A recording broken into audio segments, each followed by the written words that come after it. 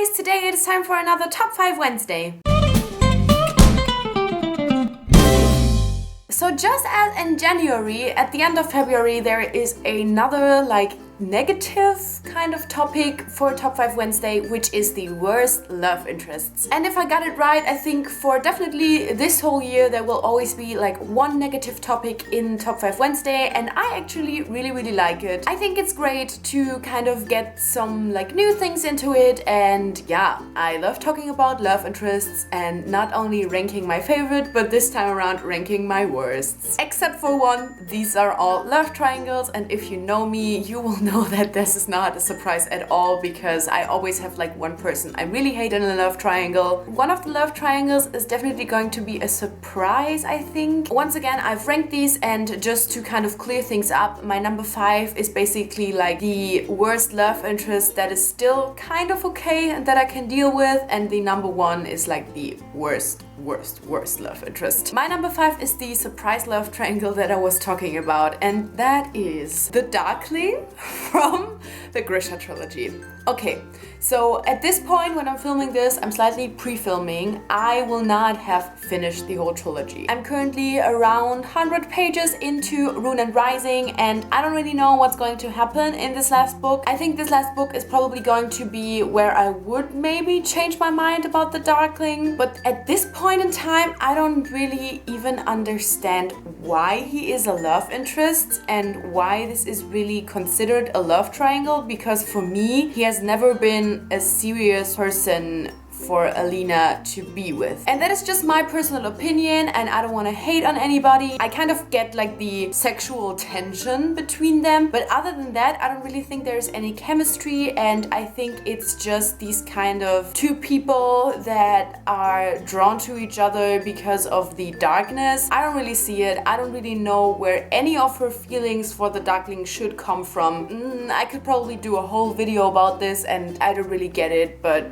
for now, this has to be enough. My number 4 is the only one that is not from a love triangle, and that is Alaska from Looking for Alaska. And I don't really remember her or the book in general. I just remember that I never really understood what it was about Alaska and why the main character liked her as much as he did. I didn't think that the book was all that great in general, and I didn't really think that this twist in this was special as well. It didn't really shock me. It was also quite obvious, but I just didn't really understand what it was about Alaska. I think I kind of saw this manic pixie dream girl thing before I even really knew what that meant. Yeah, I just remember that I couldn't really understand the main character, and that was one of the main points why I didn't enjoy the book as much. My number 3 is Aspen from the Selection series, and I actually think that it was quite obvious from the beginning that he was never a serious competitor for Maxon. And I think that was what made it even more annoying. Constantly reading about him, even though I was already 200% sure that he doesn't have a chance. And also the last book is called The One, and she has a white dress on, but whatever. I just thought this was really one of the love triangles that was so very unnecessary, and that really annoyed me. Most of the time, I kind of find a little spark in it, and it's all very exciting because it upsets me so much. But in this part, I just felt it was really unnecessary, and it should have ended a lot sooner than it did. My number 2 is Adam from Shadow Me by Tahara Mafi, and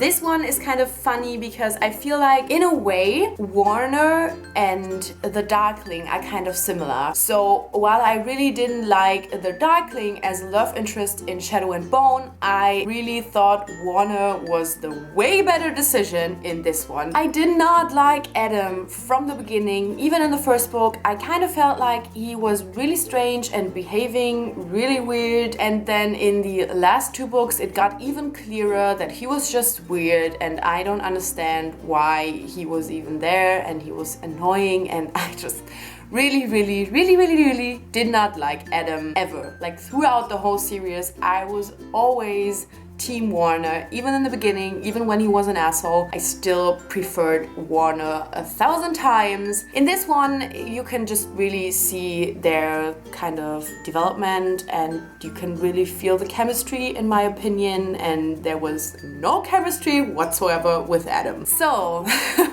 I mean, you probably know who my number one is going to be. If you are not sure, I will just give you the hint that not only do I talk about this person as a love interest a lot, because I hate this person so much, but this is also a series that is basically always in my top 5 Wednesdays, and that is pretty often on number one as well, and it's quite funny that it also made the number one on a negative list. Obviously, I am talking about The Hunger Games and Gale.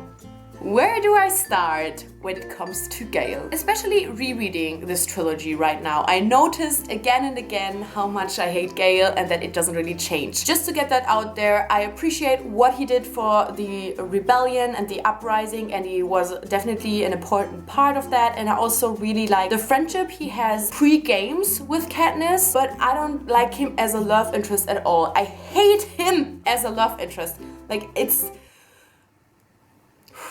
In the first book, he's not even present as a love interest at all. It starts in the second book because he all of a sudden gets jealous that Katniss spends time with another person, another boy, and not only him, that she likes someone else, that she builds up a friendship with someone else, and all of a sudden he comes running in and is like, I've always been there for you, and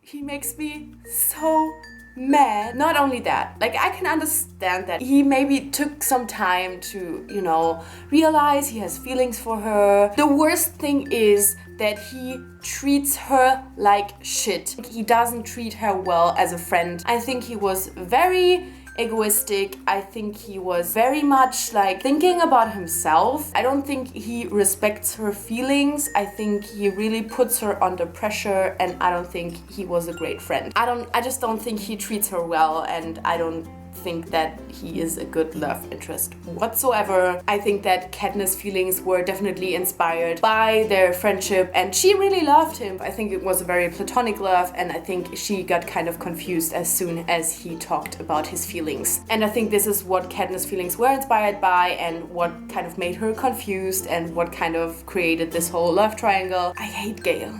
I really, really hate Gale, and I don't think I will ever change my opinion on this. So these were my top 5 worst love interests, and I don't think there were too many surprises in there. Most of the people were ones that I have talked about before, and I think I have always been quite obvious as to who I like more. Definitely let me know if you have a worst love interest. I definitely don't shy away from discussing with me about these and telling me if you agree or disagree. That's totally fine. I'm definitely open for discussion. I think that's what's really interesting about these negative topics. And yeah, thank you so much for watching, and I'll see you soon.